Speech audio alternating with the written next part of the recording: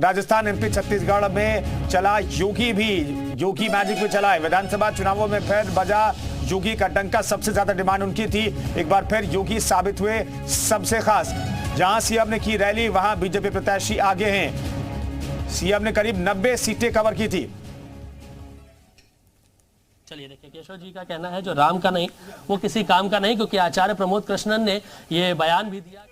चलिए पूरी बाइट केशव प्रसाद मौर्य की पूरी बाइट हम आपको सुनाएंगे। हमारे सहयोगी मयूर ने उनसे बातचीत की है थोड़ी देर में। उन्होंने क्या कहा इस जीत पर ये हम आपको बताएंगे। राम को लेकर के उन्होंने क्या बात कही ये भी हम आपको बताएंगे। लेकिन इन सबके बीच योगी आदित्यनाथ का स्ट्राइक रेट देखिए। राजस्थान एमपी छत्तीसगढ़ में करीब 90 जनसभाएं और रोड शो किया था योगी आदित्यनाथ ने, और वहां पर बीजेपी को बड़ी जीत मिलती हुई दिखाई दे रही है। एग्जैक्ट स्ट्राइक रेट क्या है योगी आदित्यनाथ का वो हम आपको आगे बताएंगे, क्योंकि मुख्यमंत्री योगी आदित्यनाथ डिमांड में थे। जब छत्तीसगढ़ मध्य प्रदेश में चुनाव हो रहा था तब छत्तीसगढ़ में, उसके बाद राजस्थान में उनकी डिमांड थी और तेलंगाना में भी जाकर के उन्होंने चुनाव प्रचार किया। हिंदुत्व के बड़े चेहरे राम मंदिर का जिक्र करते रहे वो, और कांग्रेस को आड़े हाथों लेते रहे। राम मंदिर विरोधी कांग्रेस को साबित करते रहे। हिंदुत्व का एजेंडा रखा उन्होंने जनता के सामने। हिंदुत्व के बड़े चेहरे हैं वो। उत्तर प्रदेश में सुशासन जो दावा किया जाता है, जो सुशासन है, उसे लेकर के भी मुख्यमंत्री योगी आदित्यनाथ ने तमाम राज्यों में बताया कि बुलडोजर किस तरीके से एक्शन में आता है। और खासतौर पर दंगाई जब कानून व्यवस्था के लिए चुनौती पैदा होते हैं, जब अपराधी माफिया चुनौती पैदा करते हैं सरकार के सामने, तो उनके खिलाफ बुलडोजर एक्शन किस तरीके से लिया जाता है उसे बहुत पसंद किया। चुनावी सभाओं में लोगों ने राम मंदिर का जिक्र वो बार बार करते रहे और कहते रहे कि अगर कांग्रेस सत्ता में होती तो क्या राम मंदिर बनता। ये अपने आप में बड़ी बात है। इन सबके बीच हमारे साथ विशाल जुड़ रहे हैं। विशाल, हिंदुत्व के सबसे बड़े चेहरे हैं योगी आदित्यनाथ। उन्हें चुनाव प्रचार में उनकी डिमांड बहुत ज्यादा थी। प्रधानमंत्री नरेंद्र मोदी, गृह मंत्री और योगी आदित्यनाथ, ये वो चेहरे हैं जिनके बारे में हर कोई चाहता था कि उनके कंस्टिट्यूएंसी में आ जाए तो जीत पक्की हो जाएगी। और मुख्यमंत्री का strike rate, confirm strike rate के तो हम इंतजार कर रहे हैं, लेकिन 90 सीटों पर बहुत अच्छा प्रदर्शन बीजेपी का। देखिए, बिल्कुल निश्चित तौर पर मुख्यमंत्री योगी आदित्यनाथ ने जो रैलियां की हैं, जनसभाएं की हैं, रोड शो किया है, उसका असर देखने को मिला है। क्योंकि जिन सीटों पर देखिए अभी जो रुझान परिणाम में बदल रहे हैं, उनमें अगर आप अभी तक के जो आंकड़े देखिए, उसमें तमाम सीटों के जो ब्यूरो आए हैं उसमें अगर आप देखिएगा तो राजस्थान हो, चाहे वो मध्य प्रदेश हो, या हम अगर बात करें छत्तीसगढ़ की, तो राजस्थान की करीब 40 सीटें हैं, मध्य प्रदेश की 80 सीटें और छत्तीसगढ़ की 13 सीटें जो है वो शामिल हैं। मध्य प्रदेश में 7 नवंबर को सुजालपुर से इंद्र सिंह परमार के लिए उन्होंने जनसभा की थी। इसके साथ साथ काला पीपल के लिए में घनश्याम चंद्रवंशी के लिए जो है सभा की थी। तो ऐसे में अलग अलग दिनों पे उनके तमाम रोड शो हुए थे, जनसभाएं हुई थी, और अब उन सीटों के जो रुझान परिणाम में बदलते हुए नजर आ रहे हैं, वहां पर बीजेपी जीतती हुई नजर आ रही है। तो ये शायद ये कहा सकता है कि बीजेपी के लिए एक बड़े स्टार प्रचारक के तौर पर सीएम योगी आदित्यनाथ थे, और उन्होंने वहां पर जाकर जिस तरह से बीजेपी के पक्ष में माहौल बनाया, उसी का नतीजा है कि 3 राज्यों में सीधे तौर पर बीजेपी जो है बहुमत की तरफ बढ़ती हुई नजर आ रही है। और यही वजह है कि चाहे आप देखिए उत्तर प्रदेश का सुशासन हो,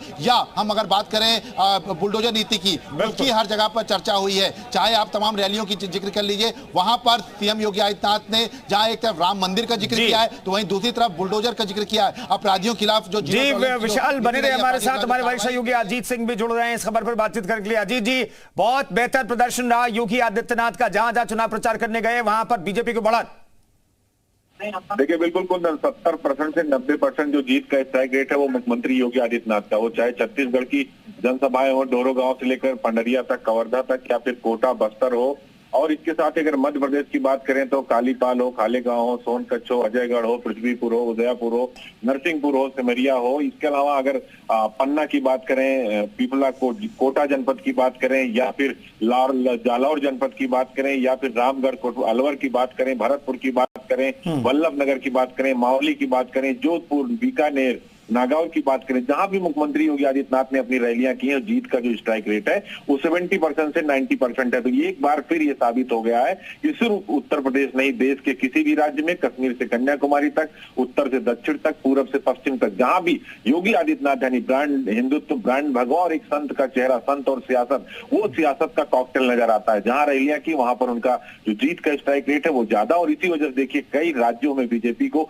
बढ़त मिल रही, जिसमें योगी आदित्यनाथ का सबसे बड़ा बड़ा रोल है। लगभग 325 रैलियों का जो उनका एक तरह से निर्धारित की गई थी बीजेपी के केंद्रीय नेतृत्व की तरफ से, ज्यादातर जगहों पर योगी आदित्यनाथ ने जहां प्रचार किया वहां पर बीजेपी जीतती नजर आ रही है। और जो चुनाव परिणाम के जो रुझान आ रहे हैं वो ये साबित कर रहे हैं कि एक बार फिर योगी आदित्यनाथ की छवि, ब्रांड हिंदुत्व और योगी का जो डंका है फिर से बजता दिखाई दे रहा है। कुंदन, बिल्कुल ब्रांड हिंदुत्व है और राम मंदिर का भी जिक्र वे बार बार करते रहे, लेकिन साथ में ये भी बताते रहे देखिए बीजेपी जो है हिंदुत्व के झंडे को बुलंद कर रही है, लेकिन दूसरी तरफ एंटी हिंदुत्व की छवि गढ़ने में योगी आदित्यनाथ कामयाब रहे। कांग्रेस को लेकर के लगातार वो चुनावी प्रचारों में कहते रहे कि कांग्रेस जब चाहे राजस्थान की बात कर लें तो वहां पर सत्ता में है तो तीज त्योहार पर किस तरीके से दंगे होते हैं उसका जिक्र करते रहे, और बुलडोजर पॉलिसी भी, बुलडोजर नीति भी उनकी कारगर रही लगता है।